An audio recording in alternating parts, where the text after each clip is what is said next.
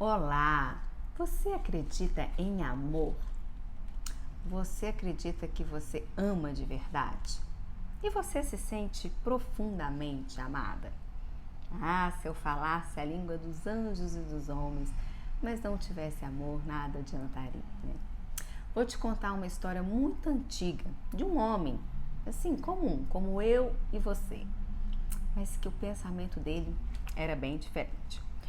O homem achava que o amor não existia. Claro, ele teve muitas experiências, lia muito, tentou encontrar o amor, observou bastante as pessoas ao seu redor. Passou a maior parte do tempo procurando esse tal amor, até descobrir que o amor não existia. Aonde quer que esse homem fosse, dizia às pessoas que o amor não passava de uma invenção dos poetas, ou então de uma dessas mentiras de religiosos, porque contava para manipular a mente fraca do ser humano e forçava todo mundo a acreditar que o amor existia. Dizia que o amor é real, mas que nenhum ser humano até então nunca tinha encontrado. Esse homem ele era muito inteligente e muito convincente. Frequentou as melhores universidades, era um erudito respeitado e podia falar em público diante de qualquer plateia que sempre, com uma lógica irrefutável, ele dizia que o amor não existia. O amor é uma espécie de droga.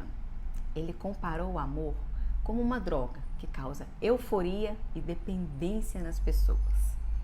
Uma pessoa pode viciar-se em amor e começar a necessitar de doses diárias, como os dependentes de qualquer outra droga. Ele costumava afirmar que o relacionamento dos amantes é igual ao relacionamento entre um viciado e o fornecedor. O que tem mais necessidade de amor é o viciado, o que tem menos é o fornecedor. E aquele entre os dois que tem menos necessidade é o que controla todo o relacionamento. Tá fazendo algum sentido para você? Bom, dizia que é possível ver isso com clareza, porque no relacionamento sempre há um que ama sem reservas e outro que apenas tira vantagem daquele que lhe entrega o seu coração. Que é possível ver pelo modo como os dois se manipulam, como agem e reagem, que são iguaizinhos a um fornecedor e a um viciado. O viciado que tem mais necessidade vive com medo de não conseguir receber a próxima dose, ou seja, o amor. E pensa, o que eu vou fazer se o amor me deixar? O medo torna o viciado extremamente possessivo. Ele é meu. O medo de não receber a próxima dose torna o ciumento, exigente. O fornecedor pode controlar e manipular aquele que necessita tanto das doses de droga, dando-lhe mais e mais e mais, ou às vezes, nenhuma dose. O que necessita de droga submete-se completamente e faz tudo o que pode para não ser abandonado. O homem ainda dizia muito mais, quando explicava porque achava que o amor não existia. Declarava que aquilo que nós humanos chamamos de amor é um relacionamento baseado no controle. Onde está o respeito e onde está o amor de verdade? Não há. Dois jovens diante de um representante de Deus, diante de suas famílias e seus amigos, fazem uma porção de promessas. Vão viver juntos, vão amar-se, respeitar-se mutuamente, estarão do lado dos outros, nos bons e maus momentos. Vão se amar e honrar. Promessas e mais promessas. Mas o mais espantoso é que depois de um tempo, tudo isso cai por terra. O que se vê é uma guerra pelo comando, para ver quem manipula quem. Quem vai ser o fornecedor e quem vai ser o viciado. Alguns meses depois, vai surgindo cada vez mais ressentimento e um veneno emocional e vai ferindo a relação. O homem costumava dizer que via muitos casais velhos dizendo, abrindo a boca para pronunciar: ah, eu tenho 30 anos de casado, eu tenho 20 anos de casado, eu tenho 40 anos de casado. Para ele, isso significava sobrevivências do matrimônio, porque na realidade não se amavam. Era sempre assim, um estava se submetendo ao outro. E a certa altura, eles decidiam suportar o sofrimento. E aí falavam que estavam casados. O homem mostrava mais e mais razão que o tinha levado a acreditar que amor não existe. Já passei por tudo isso, mas eu nunca mais vou permitir que outra pessoa manipule a minha mente e controle a minha vida em nome do amor. Assim ele dizia para qualquer pessoa que quisesse escutar. Então um dia, esse homem andava por um parque quando viu uma linda mulher, mas ela chorava copiosamente. Sentando-se a seu lado, ele perguntou por que ela estava chorando daquele jeito e se ele podia ajudá-la. Imagine qual foi a surpresa dele quando a mulher respondeu que para ela o amor não existia. Mas isso é espantoso, disse ele. Uma mulher que não acredita no amor? Ah, mas por que você acha que o amor não existe? Me diga. Ela respondeu: é uma longa história. Casei-se muito jovem, cheia de amor, cheia de ilusões, com a esperança de passar a vida inteira com aquele homem. Juramos lealdade um ao outro. Formamos uma família, mas logo tudo mudou. Eu era uma esposa dedicada, cuidava da casa, dos filhos, e meu marido começou a progredir muito na sua carreira.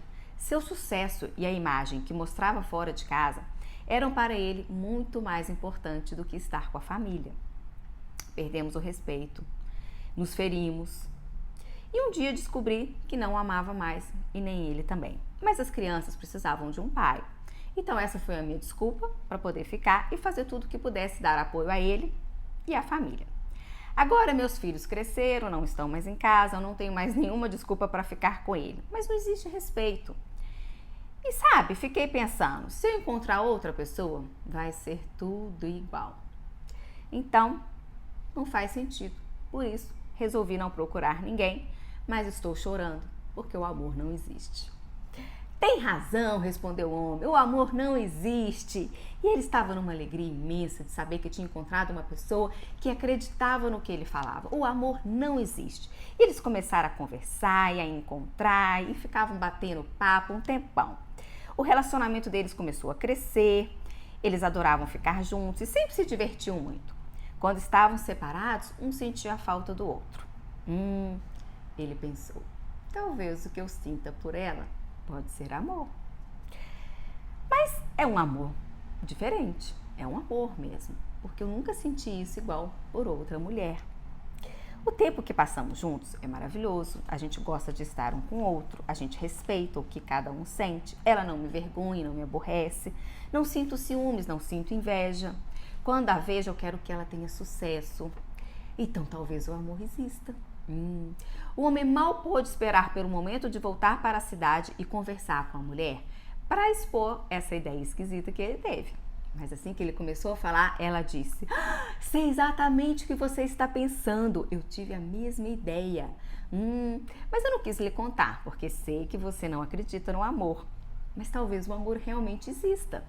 Mas vamos ver, vamos juntar, vamos morar juntos. E foi assim. Os dois continuaram a se respeitar, a dar apoio um para o outro, o amor continuou a crescer. Até as coisas mais simples que eles faziam, o coração deles cantava. Cheios de amor e por causa da grande felicidade em que eles viviam, eles realmente acreditavam que o amor existia. O coração do homem estava tão repleto de amor que numa noite um grande milagre aconteceu. Ele olhava as estrelas e encontrou uma que era a mais bonita de todas. Mas seu amor era tão imenso, mas tão imenso, que a estrela começou a descer do céu e logo estava aninhada nas mãos dele. Então, um outro milagre aconteceu e a alma do homem uniu-se à estrela. Ele estava intensamente feliz e foi procurar a mulher o mais depressa possível para depositar a estrela nas mãos dela. E quando ele chegou para colocar a estrela na mão dela, a estrela caiu no chão, estilhaçou em pedacinhos. Ela levou um susto. Agora, um velho anda pelo mundo jurando que o amor não existe e uma velha bonita permanece em casa esperando por ele, derramando lágrimas pelo paraíso que um dia teve nas mãos e perdeu por causa de um momento da dúvida. Essa é a história de um homem que não acreditava no amor. E aí eu te pergunto, quem está errado na história? Essa história é do livro O Domínio do Amor, do Dom Miguel. É um livro lindo, que vale muito a pena ler. E lá ele fala que quem errou na história foi o homem. Por quê? Porque a partir do momento que o homem ele quer colocar nas mãos da mulher a felicidade dele, ele está entregando para ela algo que não é possível. E é muito legal, o livro ele faz a gente refletir o tempo todo sobre o amor próprio. Porque quando a gente tem amor próprio, quando a gente, lá na raiz da nossa consciência, a gente entende que a única pessoa responsável pela nossa felicidade é a gente, o amor vive. E aí existe amor. Porque você não vai cobrar, você não vai querer que o outro te faça feliz e você não vai se importar com nada. Você vai estar vivendo o seu amor e o fato de você estar vivendo o seu amor próprio, você está transbordando amor, isso faz com que você distribua amor e não se preocupe se o outro realmente vai estar te amando ou não. Você respeita. No livro ele fala muito da metade, que cada um de nós é responsável pela metade num relacionamento. Eu sou responsável pela metade, o Gedeon é responsável pela outra metade. Eu tenho que cumprir com a minha metade. E quando eu tenho amor próprio, eu cumpro a minha metade, eu já fico feliz. Então eu não me preocupo se o outro vai me fazer feliz, se o outro vai atender as minhas expectativas, não. E ele fala muito no livro que a maioria das relações hoje é essa relação de viciado e fornecedor. Porque normalmente tem um que manda na relação, tem mulher que adora falar isso, é eu que mando na minha relação, lá em casa quem manda sou eu, né? Acha lindo. Isso não é legal, de verdade, assim. Eu respeito, né? Tá tudo bem, eu tô brincando assim, mas a gente tem que pensar nisso. Quando a gente mantém uma relação de individualidade e de horizontalidade, né? Estamos todos no mesmo barco, cada um vivendo a sua metade, as coisas fluem, o relacionamento cresce, evolui. É muito legal que ele faz uma outra explicação assim. Imagina que você tem uma cozinha mágica e na sua cozinha tudo que você quiser vai aparecer. É claro que na hora que eu li eu já pensei em 1000 brigadeiros, né? Brigadeiro, tum, tum, tum. Mas imagina que tá lá a sua cozinha, você tem todas as comidas que você quiser. O que você falar, aparece. Aí de repente bate na porta da sua casa, você abre a porta, é uma pessoa querendo te entregar uma pizza, mas uma pizza cheirosa, cheia de recheio. E ele fala assim, olha, eu posso te dar a pizza que você quiser, quantos pedaços você quiser, com borda de catupiry, sem catupiry, do jeitinho que você quiser, a hora que você quiser. Mas para isso você tem que se submeter aos meus desejos. Você olha para sua cozinha, que você tem pizza e muito mais do que você quiser, você vai querer? Claro que não, você fecha a porta, tchau e benção, né? Agora, se você, imagina, está com fome, muita fome, não, sua geladeira, nem alface tem, sabe? Aquele ar, você abre, fecha a geladeira, tá um ar, né? E aí aparece uma pessoa, bate na porta, você vai atender e te oferece a mesma pizza cheirosa, com aquele catupiry até saindo da borda, de tanto catupiry que tem. E a pessoa te fala a mesma coisa. Eu posso te dar pizza a hora que você quiser, do jeito que você quiser, quantos pedaços você quiser. Mas para isso, você tem que se submeter aos meus desejos. Na hora, eu quero tudo, né? A gente se entrega, né? Eu quero. E aí, você vai se tornar dependente dessa pessoa que te ofereceu pizza. Por quê? Porque você estava sem amor. Você estava vazia. Você estava com fome. É assim o amor próprio. E a gente é tão importante a gente realmente pensar sobre isso. Sério, é muito importante. No livro ele fala uma outra coisa também muito interessante. Quando a gente compra um cachorro, e você vai ter um cachorro na sua casa, você vai ter um cachorro sabendo que ele é um cachorro. Você não vai comprar um cachorro achando que ele vai fazer miau, miau, porque ele não é um gato. Já reparou que tem gente que vai se relacionar com alguém? Sabe que a pessoa quer um gato, mas o outro é um cachorro. Mas a pessoa pensa assim, vamos namorar, depois eu transformo ele num gato. Gente, essa é a maior cilada da vida, né? Não. Se você quer um gato, procura um gato. Se você quer um cachorro, procura um cachorro. Se você quer um tigre, procura um tigre. Procura aquilo que você quer de verdade.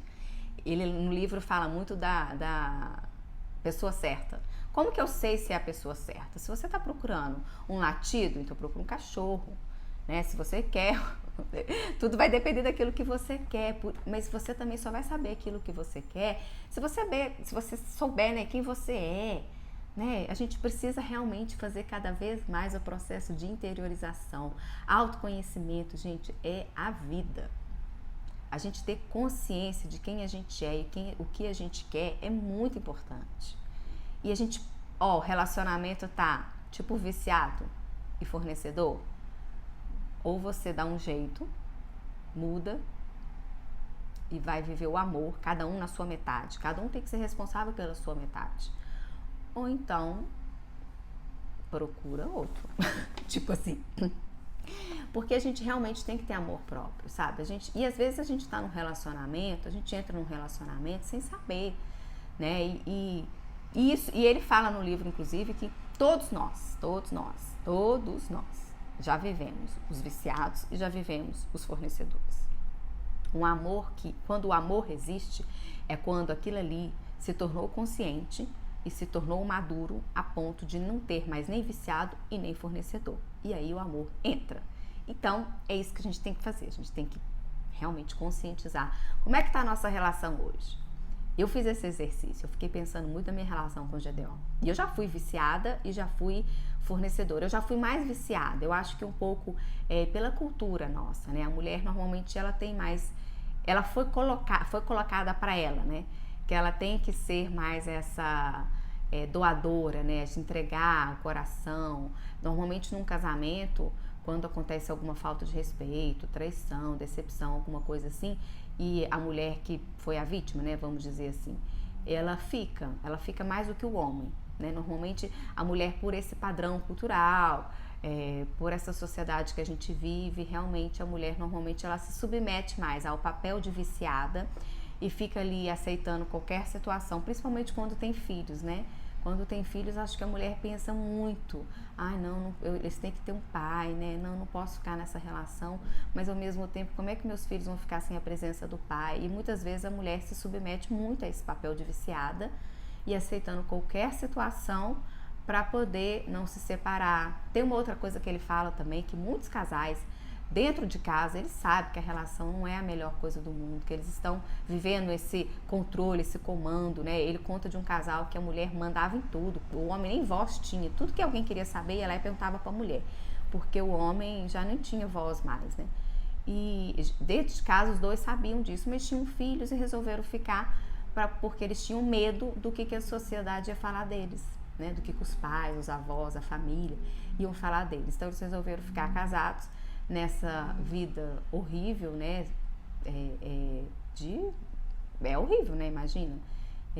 Sem amor, né? Sem nenhum amor, sem respeito. Porque a gente acha que respeito é só questão de traição, né? E não é. Respeito é um todo. Respeito é a forma de falar, respeito é a forma de se comportar com a pessoa, de se posicionar. Respeito é o valor que você dá para aquela pessoa. Quer saber se alguém realmente te dá importância? Vê se ela te dá atenção. Atenção mesmo. Se você tá conversando com ela, não sai do celular, tá dando atenção não, gente. Tá não.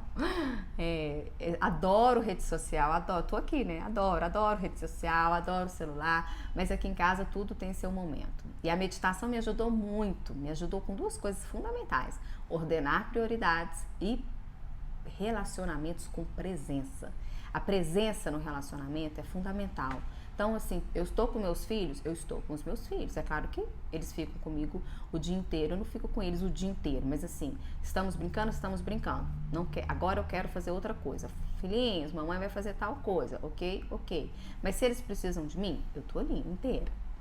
Gedeon chegou, a gente vai conversar? A gente vai conversar, sem celular na mão. Amor, vamos mexer no celular agora? É assim, aqui é combinado com todo mundo faz combinado aqui em casa.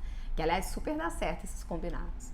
Eu aprendi na escolinha, assim que os meninos entraram na escolinha, eu aprendi a fazer combinados. E, gente, que coisa mais fantástica do que esses combinados. Dá super certo. Mas esse negócio da gente estar presente é muito importante. Você mostra ali o tanto que aquela pessoa de fato é importante pra você, porque você tá dando atenção pra ela. E outra coisa, é tão bom, né? A gente adora rede social mesmo, mas olho no olho. Eu sou a pessoa da linguagem do toque, né? Já falei, mas é tão bom, acho que todo mundo gosta, né? Afeto, abraço, Você conversar olhando no olho da pessoa de verdade, né? Entendendo o que ela tá dizendo, sem pensar em nada também, né? Que também, às vezes, a pessoa tá te contando uma frase, você já tem toda a resposta para dar. Não, escuta ativa, né? A gente tem ouvido falar tanto sobre isso. Escuta ativa é fundamental pra gente poder se relacionar mesmo, né? E é tão bom porque vamos todos morrer. E a hora que morrer, você não precisa de ter aquele remorso, nossa, nem dei atenção pro fulano. Não, ontem ele foi lá em casa e eu nem abracei ele direito. Não, gente, vamos abraçar, vamos beijar, vamos amar. Ai, vamos ficar de conchinha, gostoso, apertar, amassar, porque esses afetos são muito importantes. E é pra gente, alimenta a gente, né? A gente acha que não, mas uma vez eu li há muitos anos atrás, né? Quando era época de e-mail, né? Que eu tinha aquelas correntes. Que falava que a gente tinha que dar 10 abraços por dia. Eu lembro quando eu li isso, eu falei, meu Deus do céu, eu trabalhava fora na época, vou ter que sair abraçando a empresa inteira, né?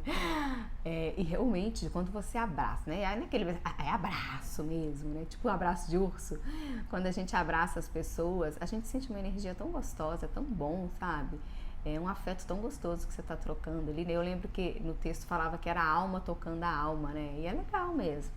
Então é importante essa presença. Mas eu estava falando do amor. Fugiu do assunto. Mas tem tudo a ver, né? O amor é isso também, são esses afetos, essa troca de carinho. A gente está presente na relação. Mas a gente pensar, ter consciência da nossa relação. E na realidade, ele fala no livro dessa história desse homem, né? Que é muito legal.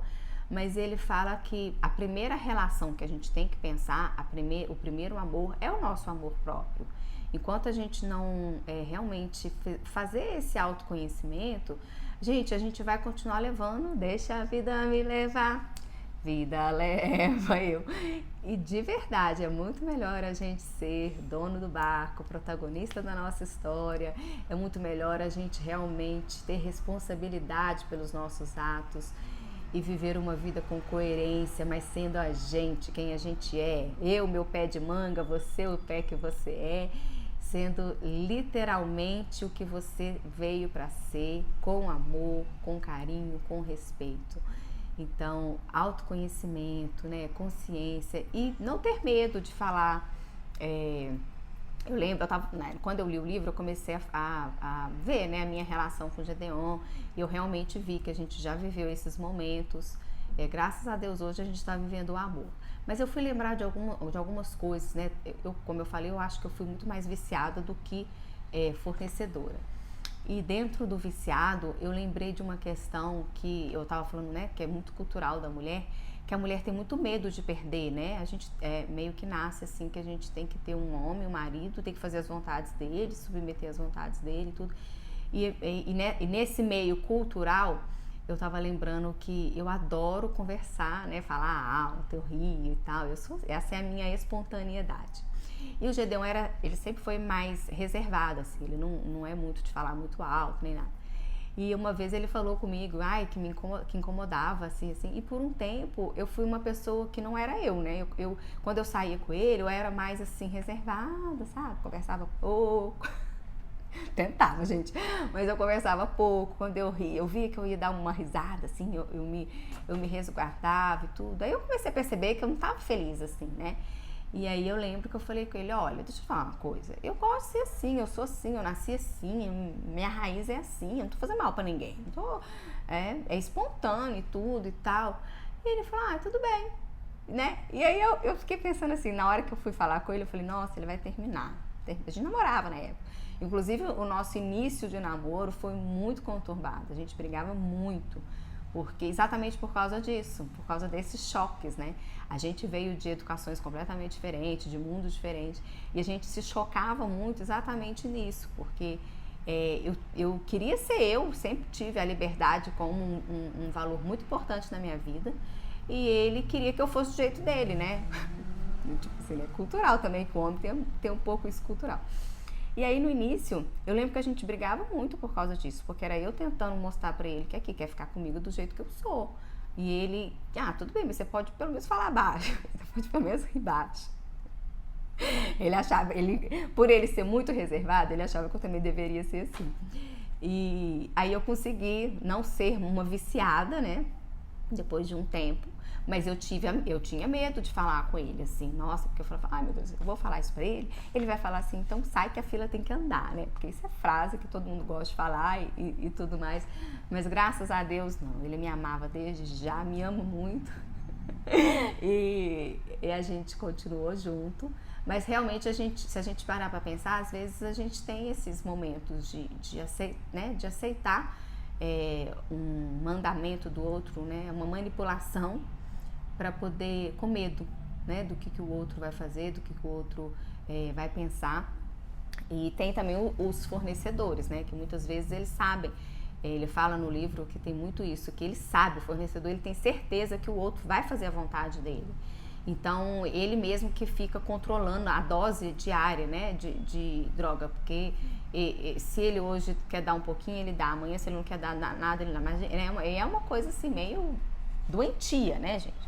Mas acontece, né? Se a gente realmente pôr a mão na consciência e a gente parar para pensar e refletir, a gente vai entender esses pontos. E tudo isso não é para poder... Olha, se tem uma coisa que é muito legal no autoconhecimento, é a gente colocar a luz nessas sombras e clarear a vida da gente. E isso não é pra gente se tornar uma pessoa ruim, pra gente pensar, eu sou péssima, igual eu tô falando que eu fui viciada. Eu não me sinto péssima por ter sido viciada.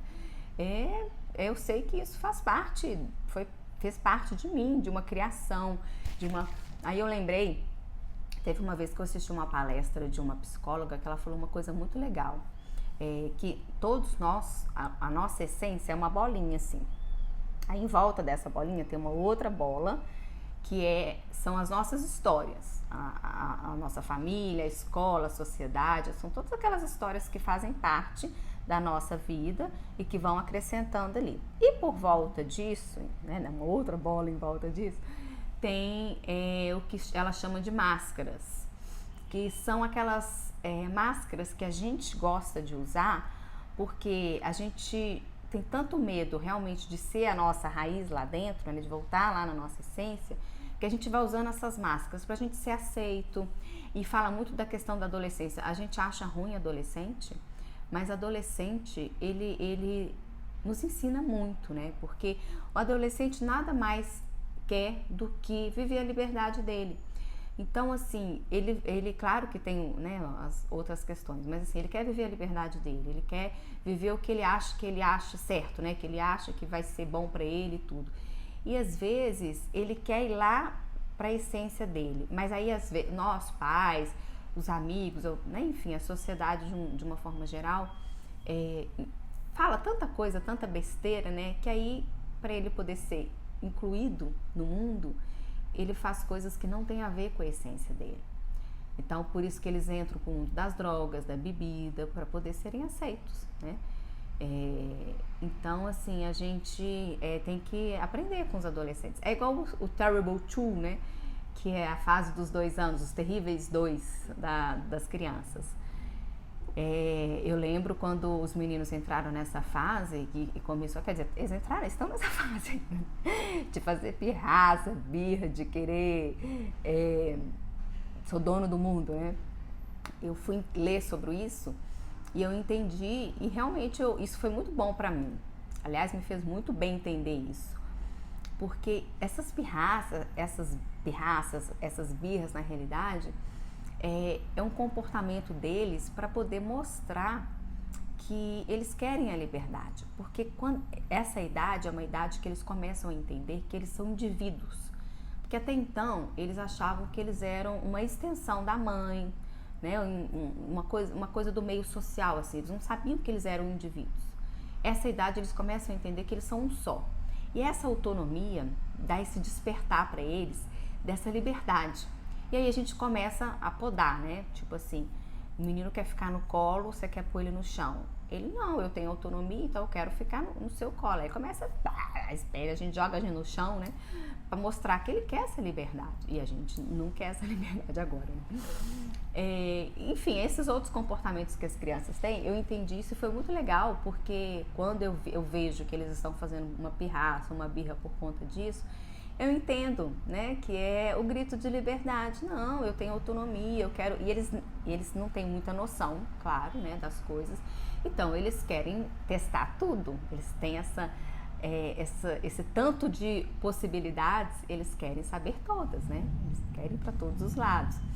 Então, foi muito bom ter entendido isso. E eu acho que é muito a gente realmente viver a liberdade da gente, né? A gente ter esse amor próprio é viver a nossa liberdade, é realmente colocar a liberdade no mode on, né? E saber que a nossa essência, quem a gente não ter medo de falar, né, para a pessoa que está com a gente, olha, deixa eu te falar uma coisa, eu realmente não gosto disso, né? Eu não vou fazer isso para poder manter casamento, não. Eu não gosto, não me faz feliz, não me faz bem. Se você quer a sua felicidade desse jeito, você vive a sua individualidade de outra forma. Mas não comigo, porque eu não quero. Né? Assim, a gente tem que ter esses diálogos mesmo, para a gente poder viver o amor de verdade. Espero que você faça essa consciência. Espero que você volte à raiz da consciência e entenda de verdade esse amor e viva em todos os seus relacionamentos, não só com o marido, né? Não só um relacionamento conjugal, mas com os filhos, com o patrão, com a mãe, com a avó, com a tia, com a sogra, que todos os seus relacionamentos sejam realmente baseados no amor, né? Que a sua cozinha mágica ela esteja transbordando amor para você poder não precisar, não mendigar amor de ninguém, muito pelo contrário, só emanar amor e viver a sua metade da forma mais linda e expressar ela da forma mais amorosa possível. Um beijo, fica com Deus e até a próxima.